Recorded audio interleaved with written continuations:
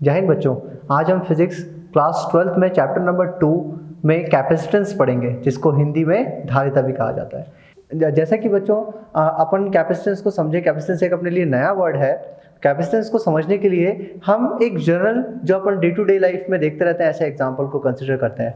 जैसे जब हम किसी बकेट को लें, जो खाली बकेट है, उस बकेट के अंदर जब हम पानी डालते हैं तो हम देखते हैं कि पानी का लेवल बढ़ जाता है, और हम जैसे जैसे पानी डालते जाएंगे उस बकेट में पानी का लेवल क्या होगा, इंक्रीज होता जाएगा। एक पर्टिकुलर इंटरवल के बाद जब हम लोग बहुत ज़्यादा क्वांटिटी डालते जाते हैं वाटर की, तो एक पर्टिकुलर लिमिट के बाद वो जो पानी होता है वो वहाँ से फ्लो होना स्टार्ट हो जाता है। अब हम उस बाल्टी में कितना भी पानी डालें, अब वो पानी जो होगा वो वहाँ से फ्लो होता जाएगा।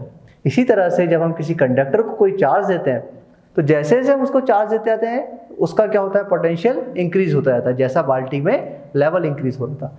एक पर्टिकुलर पोटेंशियल के बाद अगर हम किसी कंडक्टर में अगर चार्ज देते हैं तो वो चार्ज उसके अंदर स्टोर होने की जगह लीक होना शुरू कर देता है।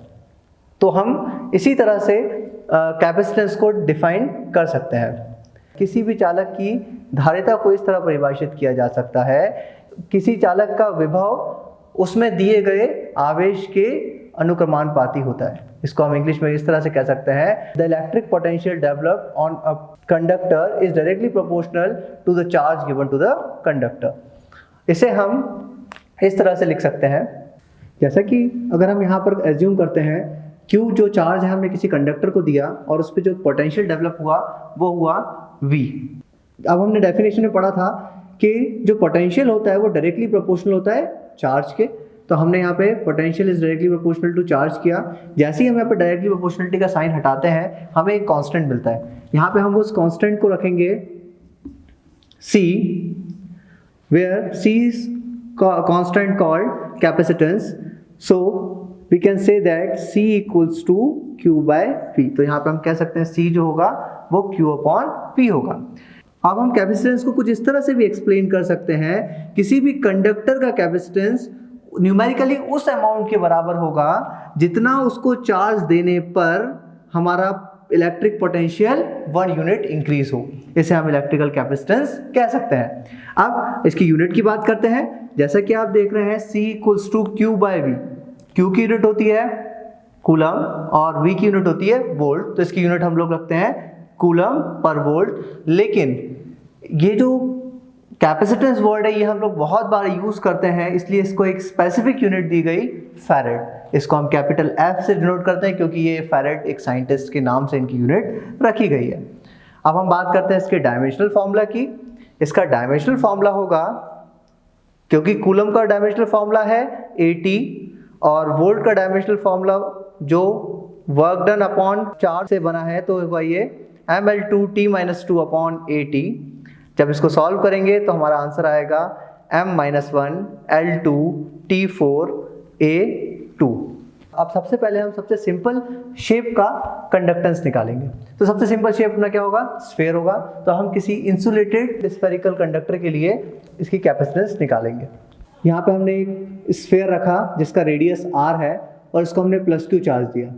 जब हम इस पर +Q चार्ज देंगे तो इसका जितना भी चार्ज होगा वो इसके सरफेस पे स्प्रेड हो जाएगा। ऐसा अपन ने इससे पहले चैप्टर में पढ़ा हुआ है। जब भी हम किसी भी स्फेरिकल कंडक्टर को चार्ज देते हैं तो चार्ज जो होता है उसके सरफेस पे रिसाइड करता है, उसके क्षेत्रफल पे क्या होगा, वो आकर जमा हो जाएगा। तो यहाँ से हम देखेंगे इलेक्ट्रिक लाइन्स ऑफ फोर्स जो होंगी वो बाहर की तरफ जाएंगी, जैसा मैंने डायग्राम में बताया हुआ है, और हम ऐसा मानेंगे कि ये इसकी इमेजिनरी लाइंस जो हो रही हैं वो 0 से स्टार्ट हो रही हैं, ऐसा हम इसको मानेंगे। अब सबसे पहले हम देखते हैं, क्योंकि यहाँ पे हमने चार्ज इकट्ठा किया है तो हमने जैसा कि डेफिनेशन में पढ़ा, जब हम चार्ज को कहीं किसी कंडक्टर पे लेके आएंगे तो इसके ऊपर पोटेंशियल भी डेवलप होगा।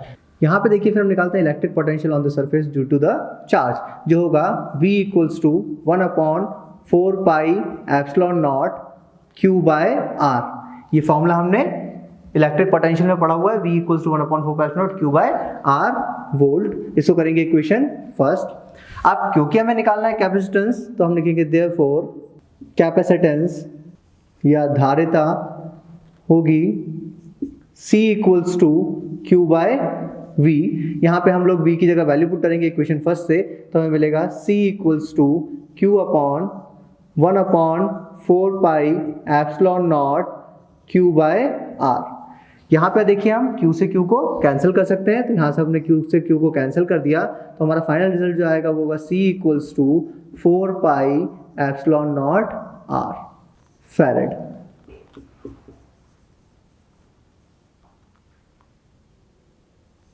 अब जब आप कैपेसिटेंस देखते हैं किसी नॉर्मल कंडक्टर के लिए स्फेरिकल, तो आप देखते हैं कि इसकी कैपेसिटेंस किसके डायरेक्टली प्रोपोर्शनल है, इसके रेडियस पे। मतलब हम कह सकते हैं कि किसी भी कंडक्टर का कैपेसिटेंस जो होता है वो उसके साइज पे डिपेंड करता है, और दूसरा उसके आसपास का मीडियम उस पर डिपेंड करता है। तो हमने यहाँ पे देखा कि अगर हम किसी भी चीज़ की कैपेसिटी को इंक्रीज करना चाहते हैं तो हमें ज़रूरी है कि हम उसका साइज बहुत ज़्यादा करें। अगर हम उसका साइज बहुत ज़्यादा करेंगे तो उसकी कैपेसिटी बहुत ज़्यादा हो जाएगी। अब एक और बात मैं आपको यहाँ पे बताना चाहता हूँ, यहाँ पे जो फैरेड जो यूनिट होती है वो कैपेसिटेंस की बहुत बड़ी यूनिट होती है।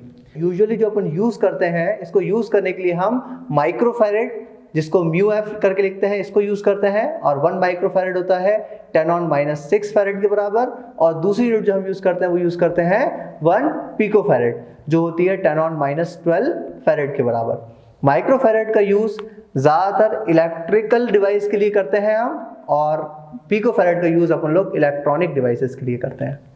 स्टूडेंट्स, अब जैसा कि आपने पिछले डेरिवेशन के रिजल्टेंट में देखा, जो कैपेसिटेंस होती है वो डायरेक्टली प्रोपोर्शनल होती है साइज के।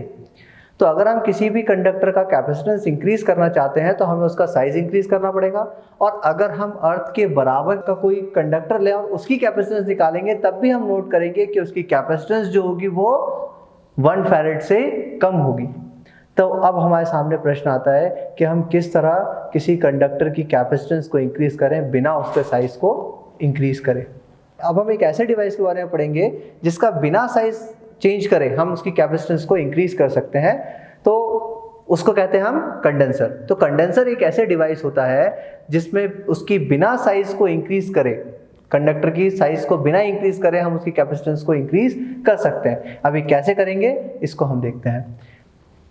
यहाँ पे अगर मैंने एक प्लेट ली और इस प्लेट की कंडक्टेंस मैंने माना C, इसकी कंडक्टेंस जो है वो C है, और इसकी कंडक्टेंस को मैं इंक्रीज करना चाहता हूँ। तो जब मैं इसको कोई चार्ज दूंगा तो चार्ज देने से जब इसका पोटेंशियल एक पर्टिकुलर पोटेंशियल V के बराबर हो जाएगा, जब इस कंडक्टर का पोटेंशियल एक पर्टिकुलर पोटेंशियल V के बराबर हो जाएगा, तब इस पे जो हम चार्ज देंगे उसमें क्या हो जाएगा, चार्ज ये लीक करना शुरू कर देगा, क्योंकि चार्ज जो हो चुका है इसके ऊपर यूनिफॉर्मली सब जगह स्प्रेड हो चुका है। अब इसकी कैपेसिटेंस को इंक्रीज करने के लिए अगर हम एक अनचार्ज कंडक्टर इसके पास लेकर चले जाएं तो क्या होगा, क्योंकि यहाँ पे चार्ज कंडक्टर है और इस पे चार्ज जो है सब जगह रिसाइड कर रहे हैं, तो इसकी इलेक्ट्रिक फील्ड भी चारों तरफ होगी। तो इसकी इलेक्ट्रिक फील्ड के कारण इस चार्ज के अंदर इंडक्शन हो जाएगा। उस इंडक्शन के कारण नेगेटिव चार्जेस जो होंगे वो प्लेट के अंदर की तरफ आ जाएंगे और पॉजिटिव चार्जेस बाहर की तरफ आ जाएंगे। ऐसा हमने पढ़ा हुआ है, क्योंकि अपोजिट चार्जेस अट्रैक्ट करते हैं और सेम चार्जेस रिपल करते हैं, और क्योंकि इसकी इलेक्ट्रिक फील्ड जो होगी वो नेगेटिव चार्जेस को अट्रैक्ट करेगी, इसलिए सारे नेगेटिव चार्जेस जो होंगे वो अंदर की तरफ आ जाएंगे और पॉजिटिव चार्जेस बाहर की तरफ आ जाएंगे। अब इससे होगा क्या, ये देखिए, जैसे मैंने एक मान लिया कि इनिशियली इसका जो पोटेंशियल था वो 100 वोल्ट था, और 100 वोल्ट के बाद ये चार्ज को क्या करेगा, लीक करना शुरू कर देगा। अगर मैं इस पे पोटेंशियल 100 वोल्ट से, अगर मैं 100 वोल्ट पोटेंशियल होने के बाद भी चार्ज इसके ऊपर डालूंगा तो ये चार्ज को लीक करना शुरू कर देगा। और अगर मैं इसके पास एक और अनचार्ज कंडक्टर लेके आता हूं, तो यहाँ पे अगर अपन इस नेगेटिव पॉइंट की बात करें, नेगेटिव पोर्शन की बात करें, तो इस नेगेटिव पोर्शन का अगर 10 वोल्ट भी पोटेंशियल मैंने मान लिया कि है, तो अब आप देखेंगे इसका नेट पोटेंशियल कितना हो जाएगा ऐड करने पर, 90 वोल्ट। अब आप कहेंगे सर यहाँ पे पॉजिटिव भी तो है, लेकिन पॉजिटिव क्या है, थोड़ा सा दूर है। तो अगर अपन पॉजिटिव का पोटेंशियल देखेंगे तो पॉजिटिव का पोटेंशियल इस नेगेटिव से थोड़ा सा कम ही होगा, मतलब इस 10 वोल्ट से वो थोड़ा सा कम ही होगा। मैंने मान लिया कि 5 वोल्ट होगा वो इन केस, तब भी हम देखेंगे कि इसका पोटेंशियल क्या हो गया, 95 वोल्ट। तो क्योंकि इसका पोटेंशियल पहले से कम हो गया है तो अब हम इसको और भी चार्ज दे सकते हैं। इतना करने के बाद अगर मैं इस प्लेट की अर्थिंग कर देता हूँ, तो अर्थिंग करने से क्या होगा, जो इलेक्ट्रॉन्स होंगे अर्थ से वो आके इस पॉजिटिव चार्जेस को न्यूट्रलाइज कर देंगे। अब आपके दिमाग में क्वेश्चन और आ रहा होगा, सर ये नेगेटिव चार्ज भी तो जा सकते थे, ये नेगेटिव चार्ज जा सकते थे, लेकिन क्योंकि ये नेगेटिव चार्जेस बॉन्डेड चार्जेस हैं, इनको इन पॉजिटिव वालों ने बॉन्ड बना के रोक के रखा हुआ है, पकड़ के रखा हुआ है, इसलिए इलेक्ट्रॉन्स जो थे वो मूव करके अर्थ के अंदर नहीं गए, अर्थ के जो इलेक्ट्रॉन्स थे उन्होंने आके पॉजिटिव को न्यूट्रल कर दिया। अब आप यहाँ से अब देखेंगे कि ये 5 वोल्ट जो पोटेंशियल था, जो पॉजिटिव के कारण था, वो अर्थिंग करने के बाद क्या हो गया, खत्म हो गया। तो हमको क्या मिला, सिर्फ 90 वोल्ट पोटेंशियल ही मिला। तो हमने ऐसा करके कंडक्टर की बिना साइज को चेंज किए हुए हमने उसकी कैपेसिटेंस इंक्रीज कर दी, क्योंकि जब पोटेंशियल जो होगा वो कम होगा तो हम चार्ज और भी ज़्यादा डाल सकते हैं। इसे ही हम कहते हैं कंडेंसर। हमारा जो सबसे पहला टॉपिक है इसमें वो है पैरेलल प्लेट कैपेसिटर। इसे हम समांतर प्लेट संधारित्र भी कह सकते हैं। इसके लिए हमने क्या किया, हमने एक प्लेट माना जिसका एरिया है A, और उसी के समांतर, उसी के पैरेलल हमने एक और प्लेट रखा B। इन दोनों को हमने जो D दूरी पर रखा, इन दोनों को हमने जब D दूरी पर रखा तो हम यहाँ देखेंगे कि -Q चार्ज यहाँ पर ऑटोमेटिकली इंड्यूस हो जाएगा। जब -Q चार्ज इंड्यूस हो जाएगा तो हम सेकंड प्लेट को अर्थ हिट कर देंगे, और इन दोनों प्लेट्स के बीच में हमने कोई डाइलेक्ट्रिक मीडियम रखा जिसका डाइलेक्ट्रिक कांस्टेंट क्या है, K है। अब देखिए, क्योंकि जैसा मैंने आपको बताया था कि पॉजिटिव चार्ज जो हो जाएगा वो फर्स्ट प्लेट के अंदर आ जाएगा, और नेगेटिव चार्ज जो होगा वो सेकंड प्लेट के अंदर इंड्यूस हो जाएगा। तो अपन लोग देखेंगे पॉजिटिव से नेगेटिव की तरफ क्या होती है, इलेक्ट्रिक लाइन्स ऑफ फोर्स चले आएंगी। तो यहाँ पे हम देखेंगे हमें एक यूनिफॉर्म इलेक्ट्रिक फील्ड मिलेगी इन दोनों प्लेट्स के बीच में। अब हम निकालते हैं कि इन दोनों प्लेट को रखने पर इसकी कैपेसिटेंस कितनी होगी। तो इसके लिए सबसे पहले हमने अज्यूम किया A, area of each plate. जब हमने Q चार्ज दिया फर्स्ट प्लेट को, तो यहाँ पे जाएगा Q is the charge given to first plate, D इसके बीच का सेपरेशन। अब हम निकालते हैं सरफेस चार्ज डेंसिटी। अब आपने पिछली क्लास में पढ़ा हुआ है sigma equals to Q by area, equation first. अब हम बात करते हैं, क्योंकि यहाँ पर एक चार्ज है तो इसके अंदर इलेक्ट्रिक फील्ड भी होगी, तो सबसे पहले हम निकालेंगे electric field at point P due to plate A। अब आपने पिछली क्लास में पढ़ा भी है, किसी प्लेन शीट के लिए इंटेंसिटी ऑफ इलेक्ट्रिक फील्ड का फॉर्मूला होता है sigma upon 2 epsilon naught K। अब क्योंकि हम पॉजिटिव चार्ज की बात कर रहे हैं तो यहाँ पे जो इंटेंसिटी होगी वो कहाँ पर होगी, A से B की तरफ। तो A टू B यहाँ पे इंटेंसिटी ऑफ इलेक्ट्रिक फील्ड होगी, A to B intensity of electric field at P due to second plate, तो होगा E2 equals to sigma by 2 epsilon naught K। यहाँ पे K जो है वो मीडियम का कांस्टेंट है। अब इसकी डायरेक्शन अगर अपन देखते हैं, इसकी डायरेक्शन अगर अपन देखें तो क्योंकि यहाँ पर नेगेटिव चार्जेस हैं और नेगेटिव चार्जेस के कारण अपन लोग इलेक्ट्रिक फील्ड निकाल रहे हैं, तो इसकी डायरेक्शन भी क्या होगी, A टू B ही होगी, A टू B। अब दोनों चार्जेस के लिए हम निकालते हैं रिजल्टेंट इलेक्ट्रिक फील्ड।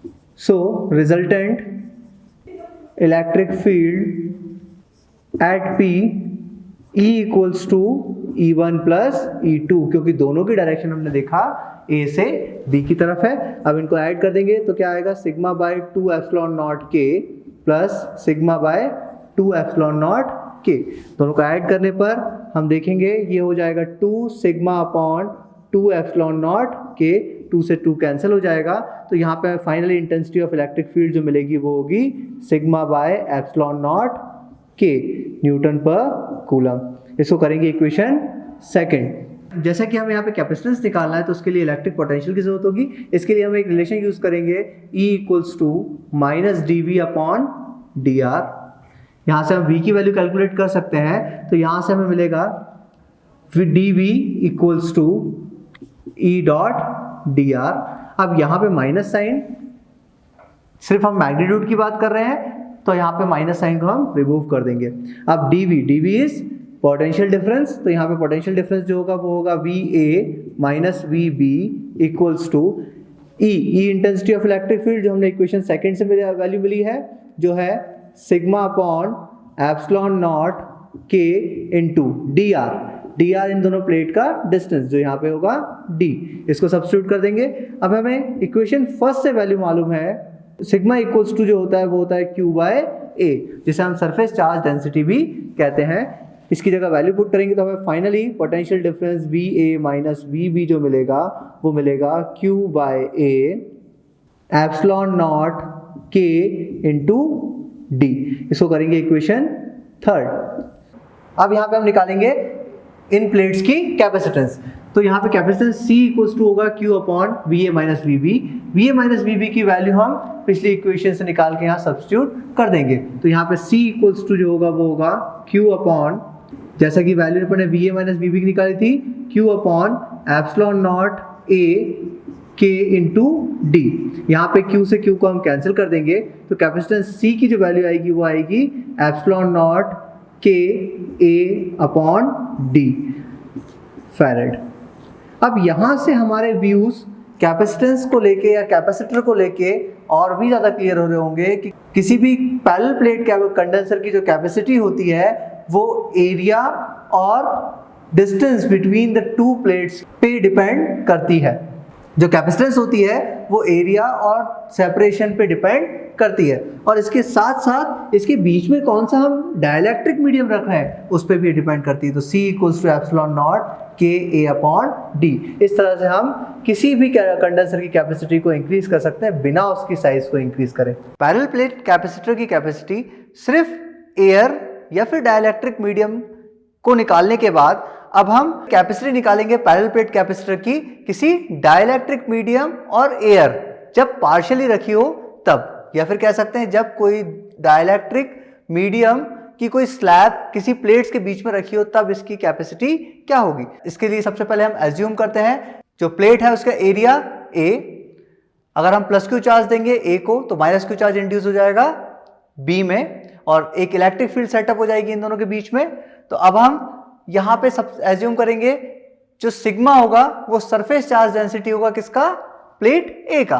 तो सरफेस चार्ज डेंसिटी का फॉर्मूला हमें मालूम है sigma equals to charge upon area. अब इन दोनों प्लेट्स के बीच का सेपरेशन हमने एज्यूम किया यहाँ पे D और T हमने रखा यहाँ पे इस डाइलेक्ट्रिक स्लैब का थिकनेस। अब हम सबसे पहले कैलकुलेट करेंगे intensity of electric field in air और वैक्यूम। तो यहाँ पे इंटेंसिटी होगी E1 equals to sigma by epsilon naught. इसको हम इक्वेशन फर्स्ट रखेंगे। हमने ये फर्स्ट चैप्टर में पढ़ा हुआ है, दो पैरेलल प्लेट्स के बीच में जो इंटेंसिटी ऑफ इलेक्ट्रिक फील्ड होती है वो होती है E equals to sigma by epsilon naught. Resultant electric field air और वैक्यूम में निकालने के बाद अब हम निकालेंगे रिजल्टेंट इलेक्ट्रिक फील्ड किसी डाइलेक्ट्रिक मीडियम में। तो उसके लिए फॉर्मूला होगा E2 equals to sigma upon epsilon naught K। इतना करने के बाद अब हम निकालेंगे इलेक्ट्रिक पोटेंशियल इन दोनों प्लेट्स के बीच में।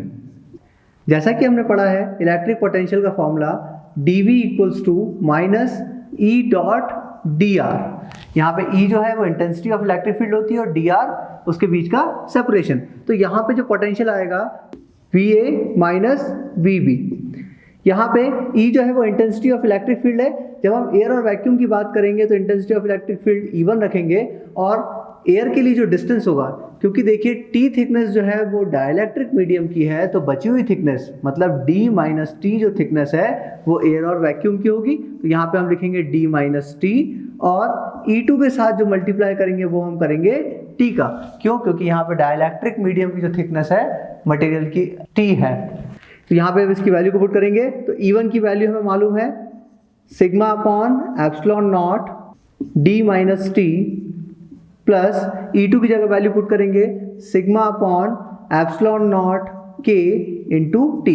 सिग्मा बाय एप्सिलॉन नॉट दोनों एक्सप्रेशन से कॉमन है तो आ जाएगा एक sigma upon epsilon naught D minus T plus T upon K।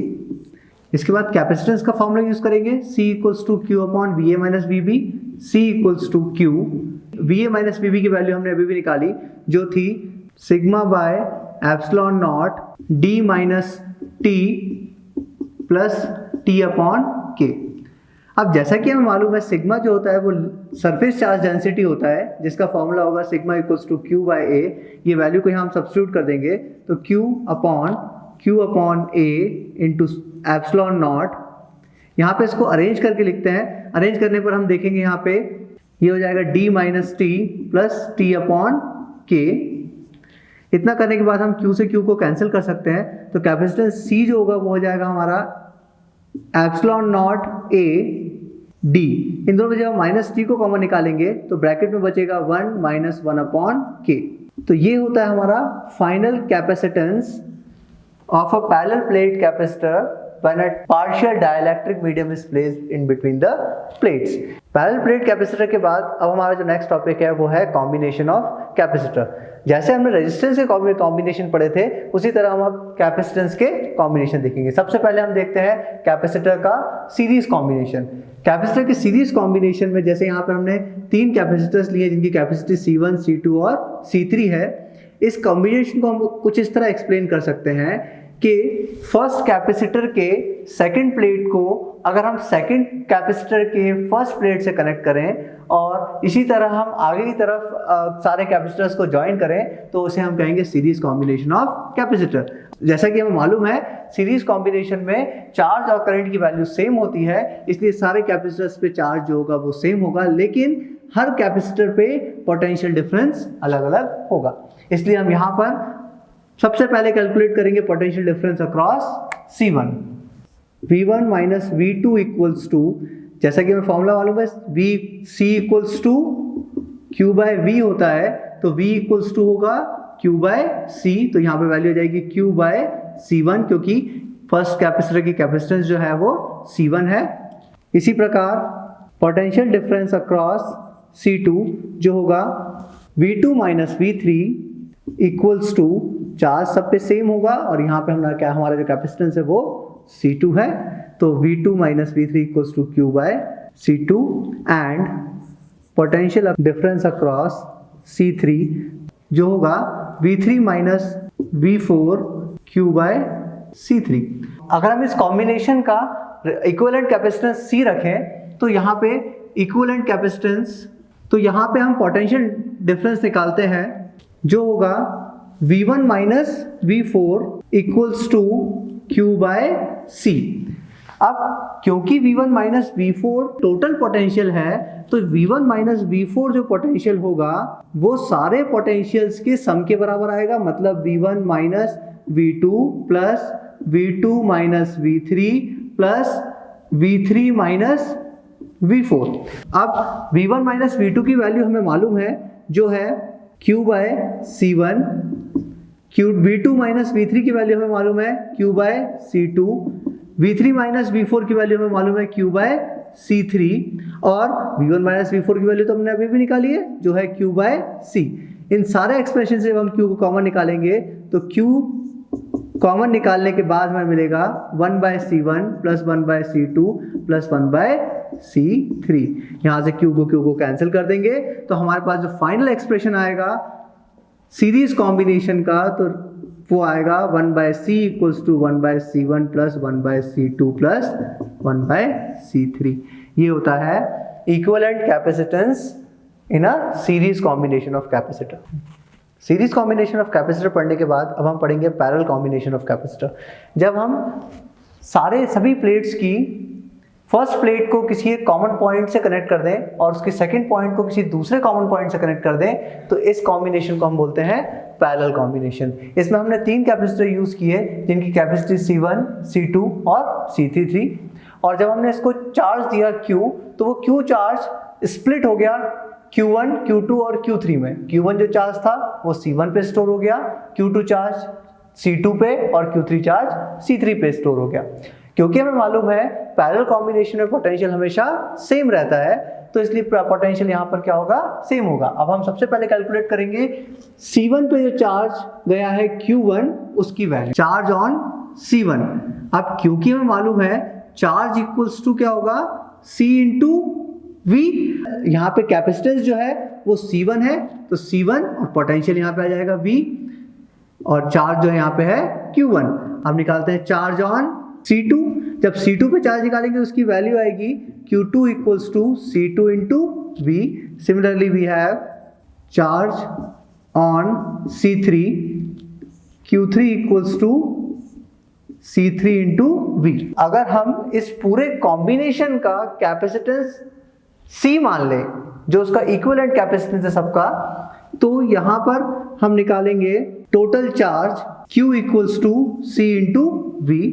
अब हमें मालूम है जो Q चार्ज है वो 3 पार्ट में स्प्लिट हुआ है, तो हम ऐसे भी लिख सकते हैं Q equals to Q1 plus Q2 plus Q3, और Q1 plus Q2 plus Q3 की, और Q1 Q2 और Q3 की वैल्यू हम, और Q1 Q2 Q3 की वैल्यू हम यहाँ से सब्स्टिट्यूट कर सकते हैं, जो होगा C1V plus C2V plus C3V। यहाँ से हम V को कॉमन निकाल लेते हैं, तो Q इक्वल्स टू हो जाएगा C1 plus C2 plus C3 into V।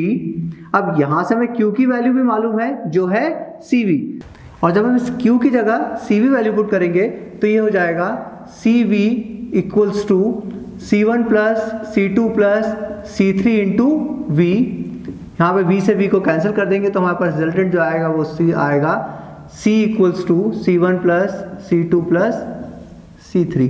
तो C जो होगा वो इक्विवेलेंट कैपेसिटेंस होगा इस कॉम्बिनेशन का, जो इनके इंडिविजुअल सम के बराबर आएगा। आई होप आपको सभी टॉपिक्स जो आज हमने पढ़े हैं वो समझ में आए होंगे। इसमें पैरेलल प्लेट कैपेसिटर बहुत इंपॉर्टेंट टॉपिक है और अक्सर एग्जाम में पूछा जाता है। अब आप जो क्वेश्चन स्क्रीन पे हैं उन क्वेश्चन को सॉल्व कीजिए और इसके प्रॉपर नोट्स बनाइए।